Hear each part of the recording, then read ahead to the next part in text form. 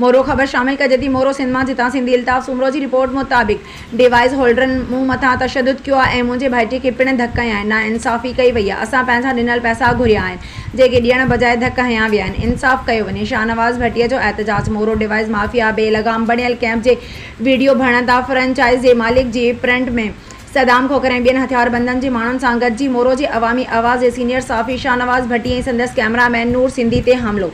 मुतासिर सहाफ़ी थाने ते NC दाख़िल कराइण बाद तालका अस्पताल मोरो मुंतकिल। बाद में अहिड़ी नाख़िला मुतासिर सहाफ़ी शाहनवाज़ भट्टी मोरो प्रेस क्लब ते पहुची सख़्त एहतजाज रिकॉर्ड करायो। उन मौक़े ते मीडिया सां ॻाल्हाईंदे इल्ज़ाम आणंदे चयो त बेवा औरतुनि जा पैसा गिड़काईंदड़ फ्रेंचाइज़ यासीन बुड़ो ऐं संदसि फ्रंट में सदाम खोखर जेको फ़ौत थियल मुस्तहिक़ औरतुनि जा पैसा हड़प करे लखपति मां करोड़पति बणिजी वियो आहे, जंहिं ख़िलाफ़ को बि इदारो क़ानूनी कार्रवाई करण लाइ तयारु न आहे। शाहनवाज़ भट्टी मुतालबो कयो ऐं घुर कई त संदन असासन जो जोडिशरी इंक्वायरी कई वञे ऐं मूंसां अज़ालो कयो वञे। शाहनवाज़ भट्टी सिंध जे चीफ जस्टिस अकीर अहमद अब्बासी ऐं डिस्ट्रिक्ट एंड सेशन जज नौशरो अफरोज़ खां मुतालबो ऐं घुर कई त मूंसां इंसाफ़ कयो वञे। ॿी सूरत में सख़्त एहतजाज रिकॉर्ड करायो वेंदो। मोरे जो नामी ग्रामी गोसपुर खां जेको लॾे आयल जेको इदारनि खे पंहिंजी मर्ज़ीअ सां हलाईंदो आहे सदाम खोखर अजीब ऐं बाबर ऐं उन सां गॾु जेको मुसलत कयो आहे उहो यासीन बुल्डो आहे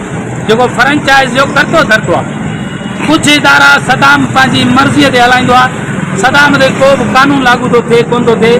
मां हिकु अहम इदारे अवामी आवाज़ सां लाॻापियल आहे। मां पैसा ॾिना सदाम खे यासीन खे उधारे बाबति मूंखे चवनि मूंखे ॾियो पैसा मां तव्हां मां पंहिंजे पैसनि जी घुर कई आहे।